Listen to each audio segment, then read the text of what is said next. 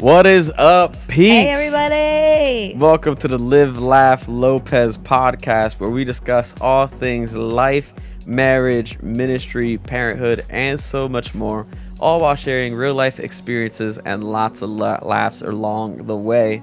I'm Jose, and this is my beautiful wife, Natalie Lopez. and we are so excited to have you here with us. You look good today, babe. I'm impressed with the introduction. I appreciate that. That was almost flawless. Almost. If I didn't mess up the laugh part, or I forget what it was, it would have been great. But I did honestly sit here for a while, just kind of rehearsing that to make sure I got it right. Because we got the whole setup now, right? Yeah. We got the lights. I just came in freestyling, y'all. I'm not gonna lie. I came in here just freestyling, ready to go. Before we started, she said, "Why don't you go ahead and do the introduction?" Most of the times it's because she feels unsure about it. I'm like, listen, I put some lip gloss on, changed into clothes that were represented, like suitable, and here I am. Y'all, we have to be real. So we just sat here for like 30 minutes. Had an incredible discussion, by the way. Discussion about our topic. This man did not record any of it. We did not hit the record Guys, button. This is giving me flashback to pandemic days when we were doing church services online and things like this would happen regularly. Oh, man. But we're live. We're recording now. It's happening, guys. You got the second. You're getting the second it's cut. Actually happening. It might be better than the first. I was like, wow, this is like really flowing. And then it was not recording, but that's okay. Let me just make sure. Yes, okay. It is recording. We are doing well. We're doing good. We're doing things, y'all. We're so happen. Excited that you guys have tuned in. Yes. We were really encouraged last week. Just that people watched. Yeah. First of all, I was like, wow, people were watching. You guys were supportive. You guys, you commented. Many of you joined with us live. You live streamed with us, and you were chatting with us, and you were resharing it in your stories, and you were coming up to us at church and just in different places. And that was really encouraging, because it's cool when something can encourage someone else, or when it can bring light to someone else, or just speak to you in some way, shape, or form. That's kind of the whole reason why we're doing this. And so that was really cool to see. So we just want to thank you all. Yeah. We love you. We feel really honored that you would choose to spend 30 to 45 minutes of your time listening to Natalie and Jose. We're going to try to keep it at 30 to 45 We're going to try. My husband is long-winded. Can't make any promises about that. But no, seriously, I was blown away. Thank you for the support, the love, the comments. We love hearing from you guys. This week, we actually put a poll or the question up on Instagram, what you guys wanted us to discuss, and we got a lot of great topics that were shared with us. We wrote them all down. We put them all in like a content calendar, and and it's really cool because there's such a variety of topics. Even though today we're going to be focusing on a topic that's probably more connected to marriage and to dating. Yeah. There are other topics that you guys suggested, and we're excited because we want to bring in different guest speakers. There's people that can speak to certain things much better than Jose or I could. And so instead of just trying to fumble our way through something where we might not be very knowledgeable on that topic, we're going to be bringing some people in, and we're excited to interview and to just kind of be creative and to just share different things. And I just want to say that we are going to genuinely try to hit everyone's topic at some point or another. Yeah. So if we don't get to your topic today, we're not icing you out, we promise. Or next week, or whenever the next podcast comes out, we promise we will get to your topic at some point. So just keep listening, keep tuning in week after week to make sure that we cover your topic. But I'm excited about today's topic. Me too. Personally, I am very passionate about this topic. Yeah. And the topic is prioritizing your marriage. Yeah. Prioritizing your marriage. This is a big one. Yeah. This one kind of stings a little bit. I think we might make people a little bit angry, frustrated, maybe. Right? Hopefully not. Hopefully not, but Jose loves it. I love a challenge. Loves to make you mad. I love a challenge.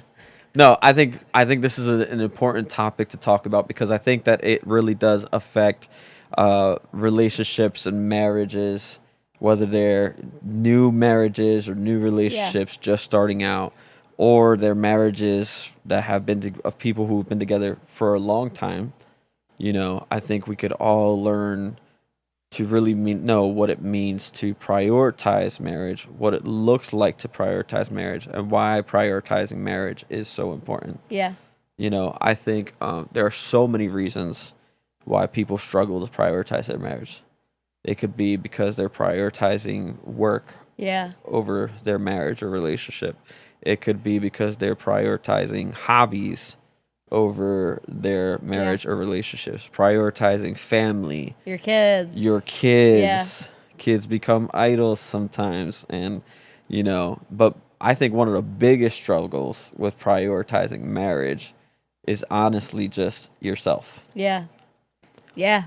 Competing against your selfish nature and the all about me type of mindset. I remember going into our first year of marriage, me telling Jose, like, I hope you don't expect that I'm going to be cooking, and I hope you don't expect, like, I'm going to be cleaning just because I'm a woman. Like, I'm not conforming to gender roles. And, like, I came in all bold and brave and, like, he just didn't even bother to, like, this man is so used to me saying all kinds of things. He didn't even react. But I remember that first year just thinking, like, me. And then he had a crazy work schedule. I had a schedule that allowed myself to be home and different things like that. And I remember having to eat that humble pie, calling mom, like, hey, mom, so I don't know how to cook. I don't know how to make this. I liked this meal that you made. Can you teach me how to do it? Can you teach me how to do X, Y, and Z? And she walked me through it. And I had to slowly learn throughout that year. And also I'm still learning it, year 13, that it's not all about me. And that self takes a back seat, especially in marriage, especially in family. Yeah. And just being a believer in Jesus Christ, being a Christian, following Jesus. Yeah. The gospel is a gospel of serving others. And it's a gospel of opposites where the last will be first and the first will be last. And that's contrary to what culture teaches, which is all about me. Do what makes you feel good. Do what makes you happy.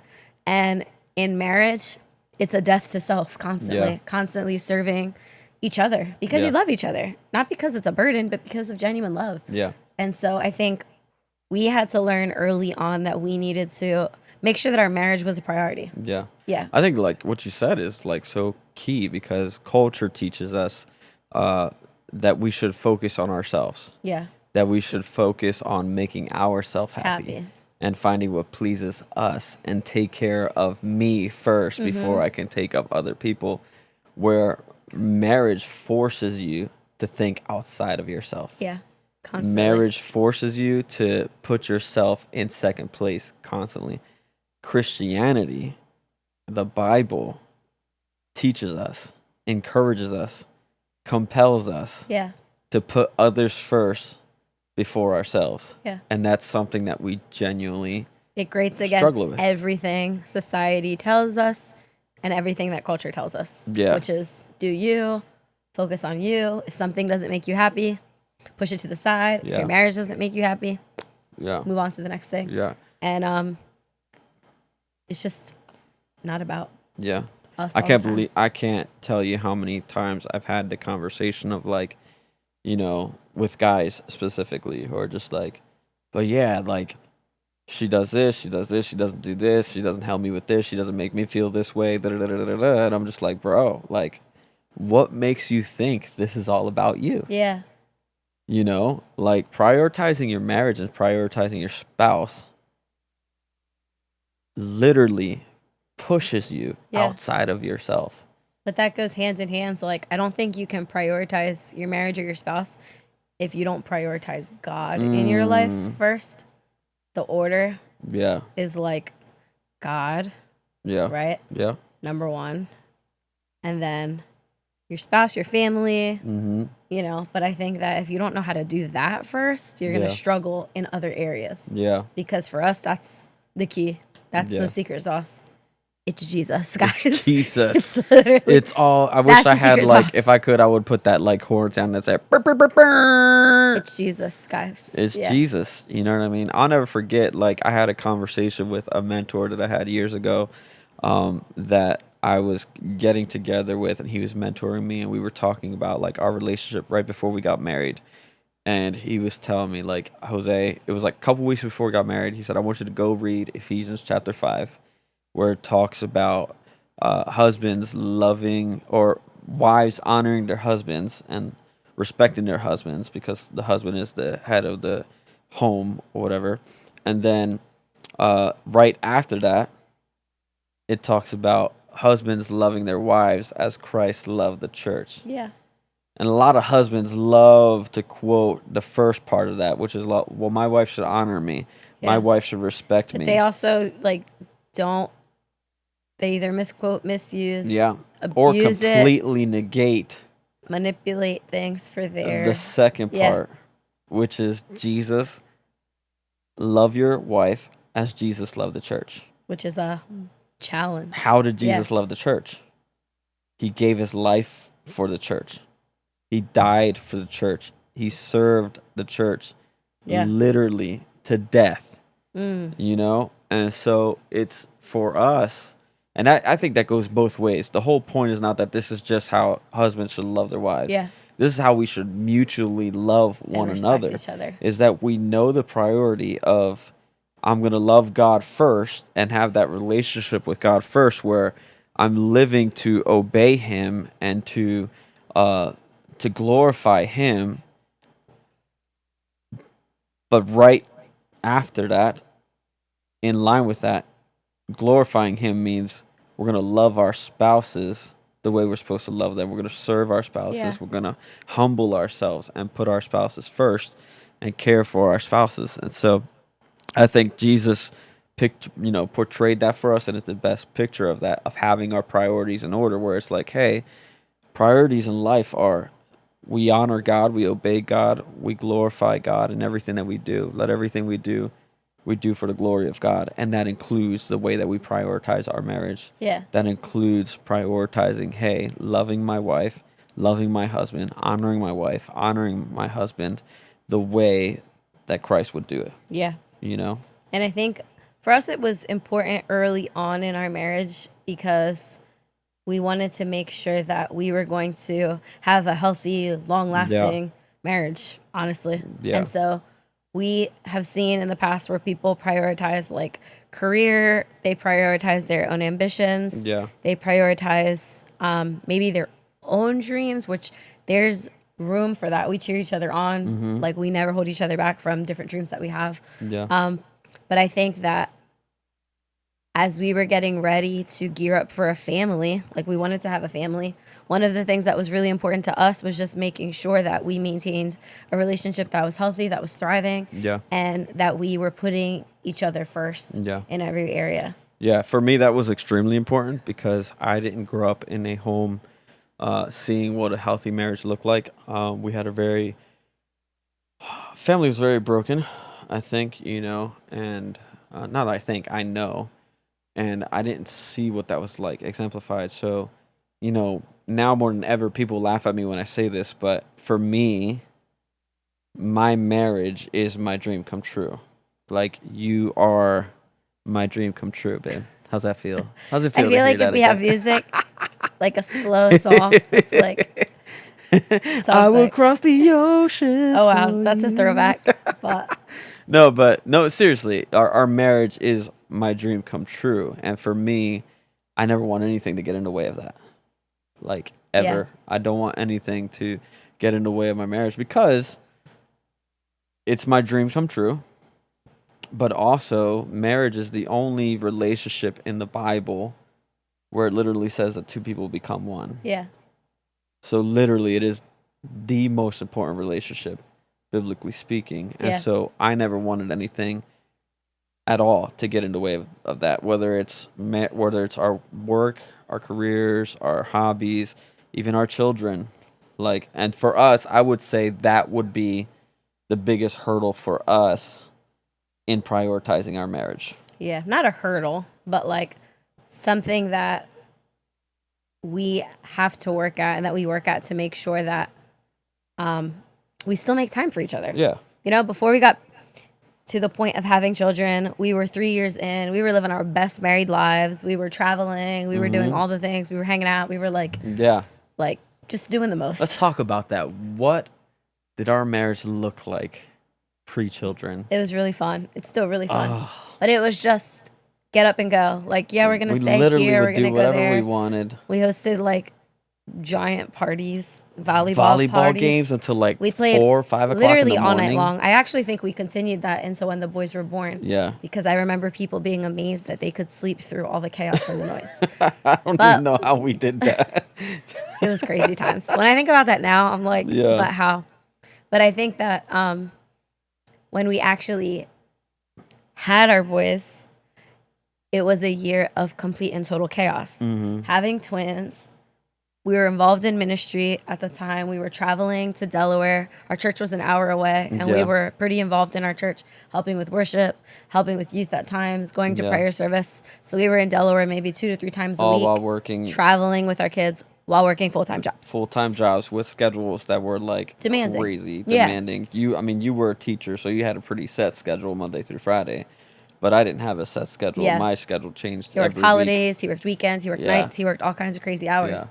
And I think that in that first year, I feel like we definitely were trying to find out like our identity as a couple, but also trying to figure out, well, how the heck do we make this marriage a priority? Like, how do we make sure that we still have time for each other when life is literally insane and when our kids are consuming our life as they do, because they're our little babies, right?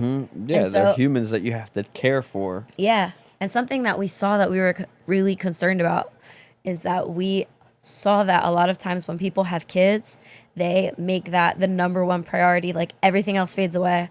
Other friendships, like everything goes. Their relationship is put on the last tier of importance, and they make their children everything, which our children are everything. But it comes to the point where it can almost be like idol worship, where you're like putting it above literally everything, pushing your spouse to the side. And what I also noticed was a pattern of seeing people who, after their children graduated from college, ends up getting divorced because for so many years they prioritized their children over everything, and they put everything into them and nothing into their relationship. And when the children turned into teens and graduated, went to college, all these different things, they looked at each other and they didn't recognize. They're like, I don't know you. I haven't spent time with you. Like, you're a stranger. I fell out of love with you. People say. They went from being lovers to strangers. Yeah.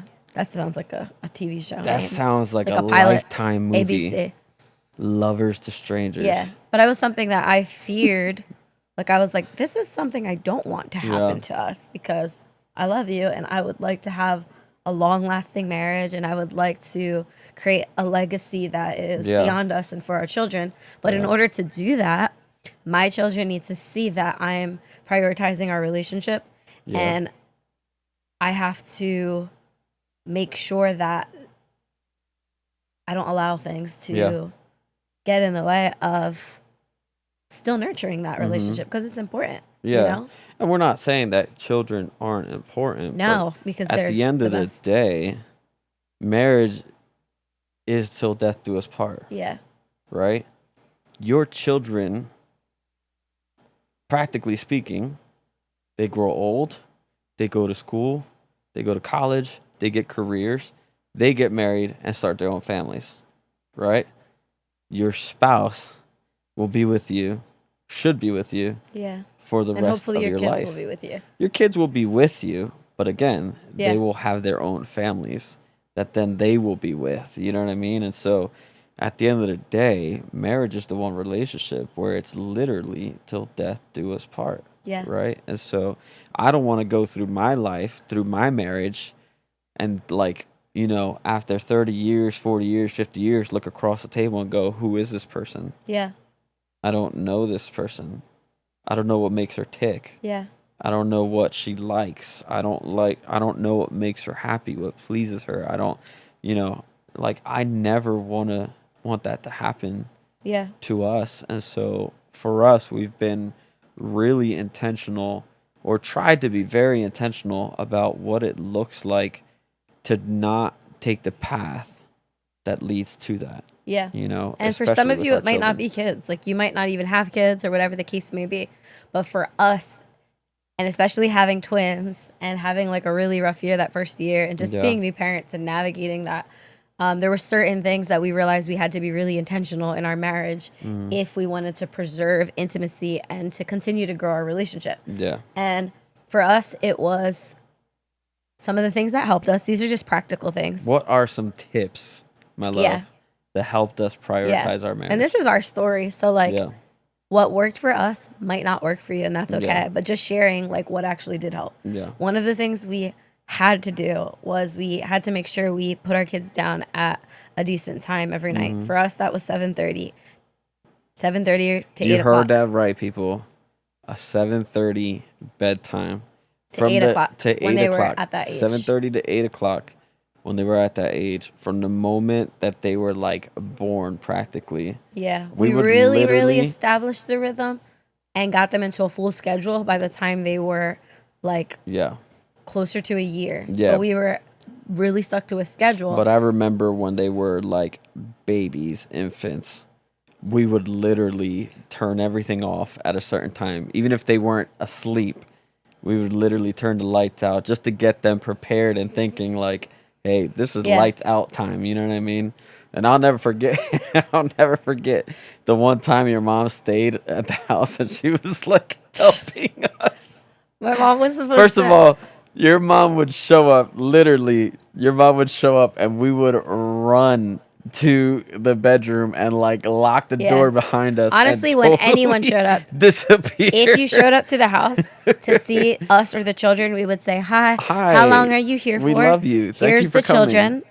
We would say, we're going to the room, we're going to sleep, and knock twice when you leave, and thank you, and goodbye. And I'll never forget, it was like 2:30, 3 o'clock in the morning. I wake up to go to the bathroom. Your mom's got the TV on, the lights on, and everything. And the babies are in the living room, like, rocking in the rock and Thanks, play, Mom. like, wide awake. We appreciate that. What are you doing? Yeah. You know? You're doing your, what do you call that? You're taking apart everything we've been trying to build. But it was really Shout out to my mother-in-law. She's us. The most incredible human being on the face of the earth. And to... my mother-in-law, who also helped us so much and so many different people during that crazy time. But it was really important for us to put our kids on a schedule because what it meant was we got time for ourselves. Yeah. So when they went down at 7:30, 8 o'clock, we had time. We had time to watch our shows. To talk, to cook together, to do whatever. Like have to just... some dessert. Yeah, to have time together. That was really important. If we didn't do that, I don't know honestly when we would have had time, like with the schedule, with life, with the fact that we had babies, they cried, we had a child who was colicky, but that was one of the key things at the time that helped us establish, like, hey, we might not be able to get away on a 7-day trip or a 3-day trip in this particular season of life, but you know what we can do?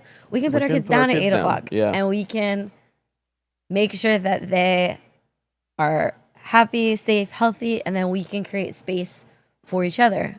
And what that looked like as time progressed, we got into that rhythm, and in different seasons that looked different for us. Another thing that we did was we prioritized date nights as much as we could. Date nights do not have to be expensive. Date nights do not have to be like extremely extravagant. There's different times in your life. There's times where we've been way more on a budget. There's times when we've been able to be a little bit more flexible with that. And I think during those times, we would try to go out at least like once a month. Yeah, when we could find a sitter. When we could find a sitter. If we couldn't. Having a sitter for twins. Yeah, if we couldn't, our sitters were limited at the time. Yeah. We would stick with date night in. But as the years progressed, we were able to flex that out a little bit more. Yeah, I mean, when we couldn't find a sitter, we literally would take that early bedtime, which just to go back to that real quick, like, guys, I know what you're thinking. You're probably thinking it's unrealistic, or you're thinking, yeah, but my kid, trust me. Can I just say, I'm not trying to judge anybody. Hear my heart, okay? Bedtime will not kill your child. Be okay with disappointing your kids. It is That's okay. a whole different episode. It's a whole episode, but I have to say it. If you're going to prioritize your marriage, you're going to have to be okay with disappointing your kids or other people. Yeah. Other friendships, other, your job, whatever the case would be. if you want your marriage to last, you're going to have to learn to put it first. And so part of that is putting the kids down for bedtime. That early bedtime allowed us to do those date nights. Yeah. Whether it was finding a sitter, because then the sitters felt it was easier to watch the kids because it's literally asleep. Yeah. All you would have to do is come in. We'd be like, listen, and watch TV. We're going to go on a date at 8:00. The kids Yeah. will literally be sleeping. Here's the TV. Here's some snacks. Like, we tried to make it as easy as possible, Yeah. too, because it was twins. Yeah. So people would actually want to come back and babysit. Yeah. But then as the years went on and they got older, we were able to kind of push that sometimes into weekend getaways, maybe an overnight stay. As they got older and we had a few more reliable sitters, then it turned into 4-day trips and whatever the case may be. We tried to make it a goal every year to go away for our anniversary. Yeah. We kept up with that all the way up until the pandemic. We're hoping to resume it again next year. But we also understand that there are nuances to that. We had several reliable people, that being my mom, Jose's mom, Stephanie and Elle, Gabby when she lived around here. And there's a few other people that I could say that we genuinely trust and that our kids feel comfortable with. Yeah. So it's like we understand the nuances as well of maybe not having people nearby or having people you trust. Start small. Start small. Start small. You have friends who have teenage kids. You have, if you're part of a church, there are people in your church that you can trust who would who love you. Or your start family. with the date night in. Or if you're start with the date night in. Yeah, if you don't even have any options. Yeah. But it's not necessarily what you're doing. It's just the act of prioritizing your relationship. Yeah. Because you will make time for what matters. Yeah. If it's important to you, we make time for it. The way we make time for our shows, the way we make time for our friends and different things like that. Yeah. And kids are not the only thing that you may struggle with when it comes to priorities. Sometimes it can be hobbies. Yeah. You know? You want to talk about hobbies? Let's talk about hobbies. I have a lot of hobbies. Yes. So Natalie, depending on the year, the season, and who he's with, drives me insane. Oh man, you're just gonna throw me under the bus. So yes, I have had a lot of hobbies over the years, but I'd say you know, you have to learn how to balance your life. Everything is about balance, and you know, I would say the one thing that I love about you is you've always been really good about like just saying, "Hey, I'm okay with you doing your hobbies because your hobbies make you happy." Yeah. And when you have a happy spouse, you have a happy house. But at the same time, you're always very quick to be like, "Hey, I know you want to do this, but don't forget I'm over here waiting to have a conversation with you," you know? Yeah. And so I would like there's not a problem with having hobbies. The problem is when the hobbies have you. Yeah. Oh, that's good. Man, another moment. But it's true. Right?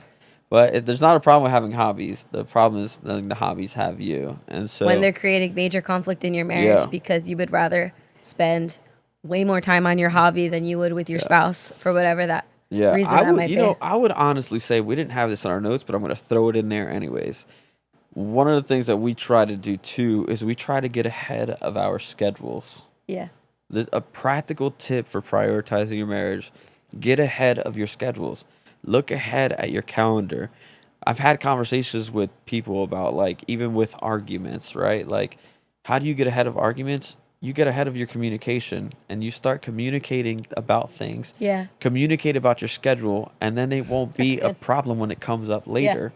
You know, like, "Hey, Natalie, this week's looking a little busy. Here's what I'm planning on doing this week." And then Natalie's not shocked when these things come, or Jose's not shocked when these things come. And we're able to then say, okay, how are we going to work our schedule around to make sure that we are not neglecting each other? Yes. You know, whether it's work, whether it's the hobbies, whether it's the stuff that the kids that we need to do for the kids. It could be even ministry, guys. We have been in ministry since we were 16 in different capacities. And so it could even be a season of complete insanity. Yeah. We have been through multiple seasons of that. We were church planters a few years ago. We were like associate pastors. We were doing all these different things, and it was extremely easy. And it happened to us. There were literally times where we were just consumed by ministry or consumed by people, like what was going on, helping people constantly. Like, I remember being in a season where I was so depleted, like trying to give of myself and I had no room for anything. I wasn't making time for us. I wasn't really making time for anything except for helping other people and like being consumed by a life of ministry. Yeah. Which that's great. It's great to have that. It's great to serve other people. But if I'm not serving my family and loving them and demonstrating that love to them and being there for them, then what the heck does it matter? None of it matters.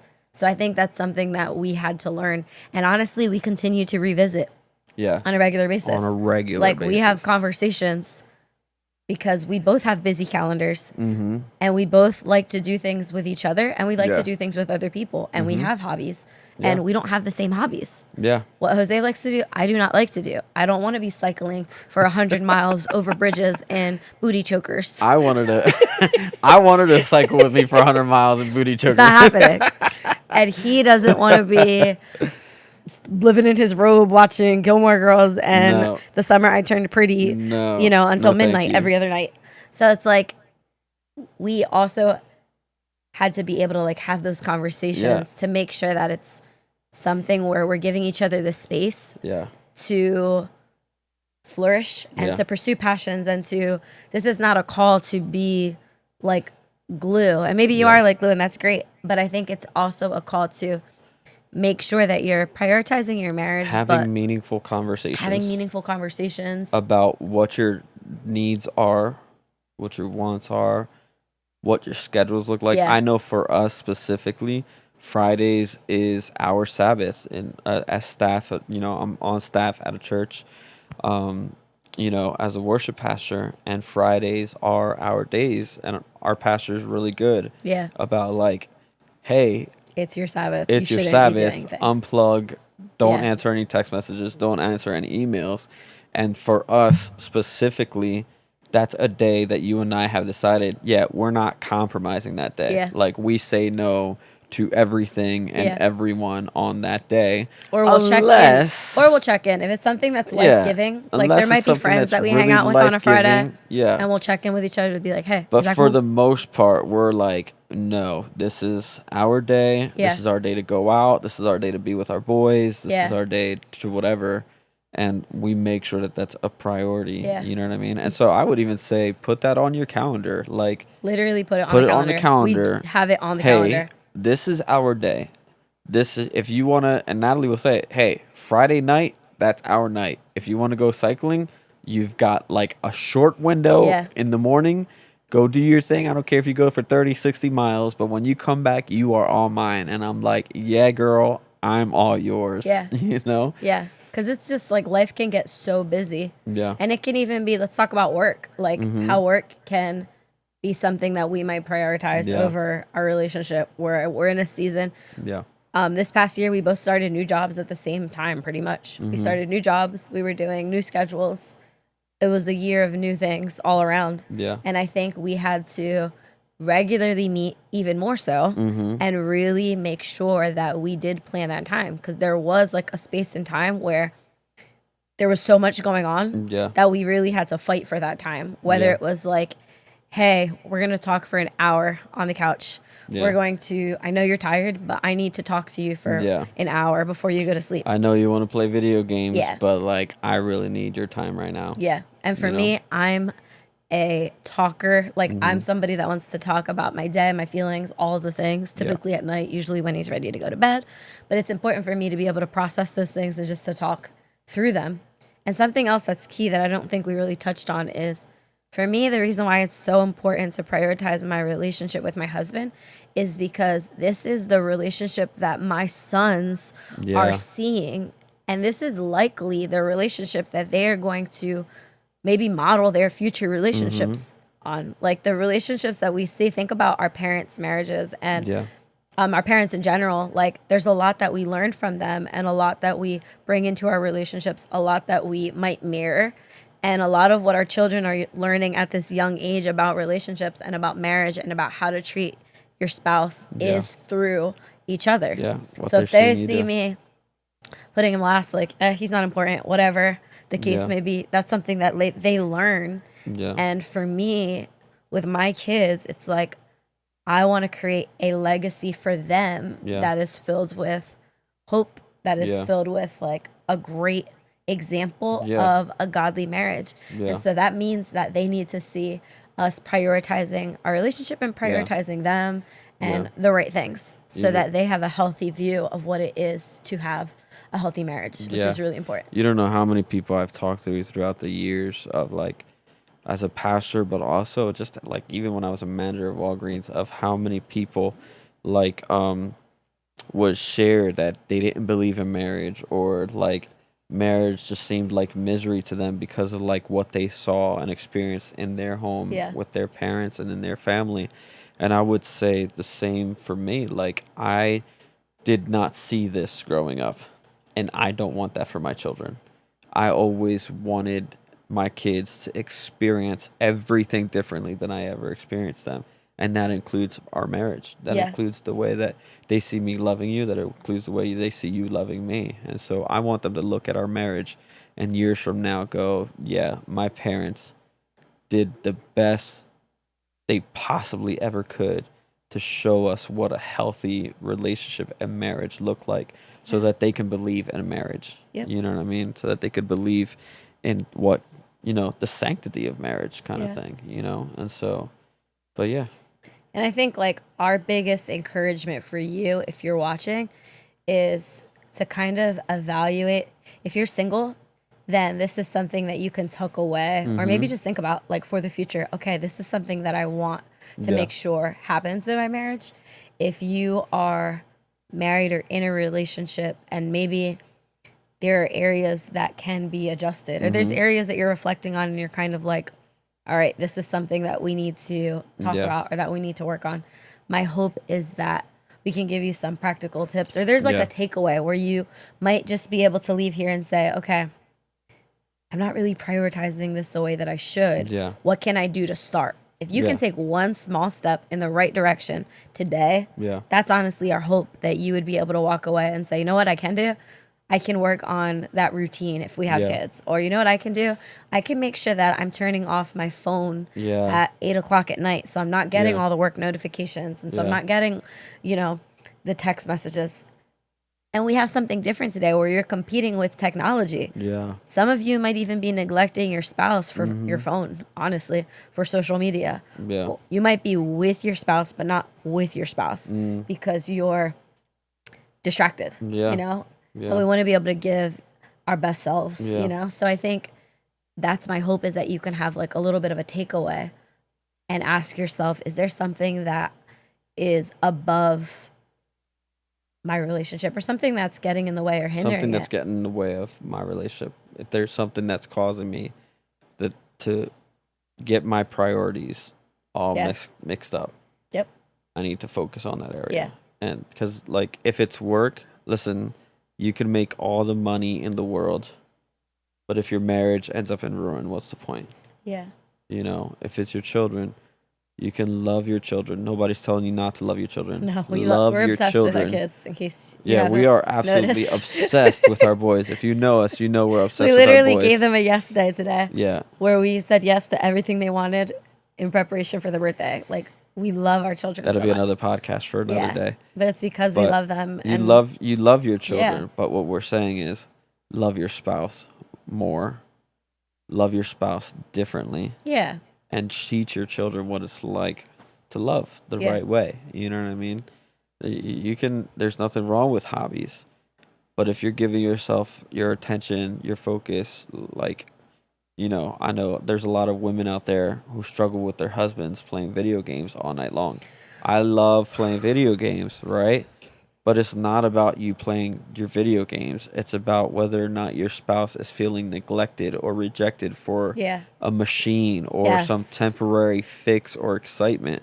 Like, it's much more than that. What is getting in the way of you prioritizing and loving your spouse well? Whatever it is, deal with it. Yeah. Come back to the heart of the issue. Have conversations. Take the time, date your spouse, put the kids to bed. Yeah. Do whatever you need to do to put your spouse first and to love your spouse the way that Christ loved the church. And I think too, don't be afraid to have the hard conversation. Yes. A lot of times we avoid conversations that we think are going to cause conflict. And so what happens is we kind of allow things to go on that probably shouldn't be going on because we're afraid of upsetting the other person. Upset the other person. Yes. It's okay. Like, I promise you, they're going to be okay. Yes. Like, I promise you. You're going to be all right. I don't want to make him upset, but he's going to be all right. Sometimes you have to. He'll be all right. I'll be all right. Sometimes you have to. Sometimes you have to stir the pot. Sometimes you have to upset him. Sometimes you have to upset her. That's like, if you don't address the issues or you're afraid to address the issues, it's never going to get better. Yeah. You know, and sometimes, and I think like, if you go I'm like, it, hurt my feelings. Be honest with me. Be real with me. You know what I mean? Because if not, I'm not going to get it. Yeah. You know, like, you have to be, and honestly, sorry, fellas, but we are dumb. Women. And the women said, we need you to spell it out for us and just keep it real. Hurt our feelings. It's okay. Like, when you know, you and I talk about this all the time. Like, just tell that dude. Tell him like it is. You know what I mean? Like, hurt his feelings. Put some fire on them and let him know what's going on in your life. You know what I mean? Because you cannot continue in the same patterns that you're going. And I think if you go into it with a heart of, because I love you, like, I'm having this conversation because I love you, because I value our relationship. Because it's important to me. I think it's also all about the approach that you have. If you go in like a nag, because I have a tendency to nag. I can be very naggy. I'm very naggy, especially during the summer. I'm home all day with the children. And when he gets home, I'm like, babe, can you cut the grass? Babe, can you, you know? But I think it's all in your approach. Like, hey, because I love you, if you go in with a respectful attitude, we're not telling you to talk to your spouse or to your whoever you're dating, your partner, and you're like coming in all kinds of crazy and coming in aggressive and coming in with tone or whatever the case may be. But I think if you come at it from, hey, let's have a conversation. Hey, we just listened to this podcast that these two weirdos named Natalie and Jose, they were talking about all this relationship stuff. And it made me think of, use us as your launching pad. But I think just coming at it from that approach to like a respectful approach is important. Yeah, I think that, like, when you come in from the like approach of, hey, this is not about me or you. This is about us and we. This is not about the me. It's about the we. It's not about you. It's about us, right? I'm trying to help us both win. I'm not trying to prove a point. I'm not trying to, like, belittle you or put you down. I'm trying to strengthen us. Like, I want us to be better. I want us to work. I want us to win. Because when you win, I win. And when I win, you win. And it's a partnership. So I think those are like the main things that we want to share with you guys, just to encourage you. Come on. We are no experts. Like, anything that we share is just based off of things we have learned. And we understand that everyone's situation is different. But if you could take one thing away to begin to prioritize your relationship or to begin a step towards a healthier relationship, then that's something that would encourage us for you. You know? So that is our rant on prioritizing marriage. That was fun. We'd love to hear your comments. We'd love to hear your thoughts. DM us. You know, we just would love to hear like what you think. If there's a different kind of, everyone's in a different life situation. We understand that, you know? Let us know in the comments. What your approach is, what you guys do. Tell us what you do, because we want to learn from you too. Taking trips. Is it what's helped you? You know, weekly date nights. Is it? What's helped you? Give us something else to add to our arsenal of things. Yeah, because we don't have it all together, and we'd love to learn new tips and tricks and all that stuff. Tell us what works for you. You guys are wise. Some of you have been married a really long time. Much longer than us. And so tell us how you've kept it fresh and how you've managed to keep each other first through it all, especially my empty nesters. Our kids are turning 9 on Tuesday. Oh, my goodness. And we just said today, we looked at each other and we're like, in 9 more years, they're going to be 18. Like, I know it's crazy to think like that and extremely dramatic. And we're probably going to sob all week thinking about how they're turning 9. But we'd love to learn from you as well, because what happens when they leave the nest. Like, how do you strengthen your marriage even more? Yeah. Especially since children are such a pivotal part of that. Yeah. So thanks for tuning in. We are excited to talk about some other cool topics next week. Don't forget to like, comment, and share if you like the content that we're putting out there. Go ahead and hit that subscribe button, and don't forget to hit the notification bell so that it notifies you every time we post up new content. Guys, he's such a professional. I'm like amazed at these things happening here. Oh man, we love you guys. We'll Thanks see you for tuning again in, guys. on the See you next podcast. next week.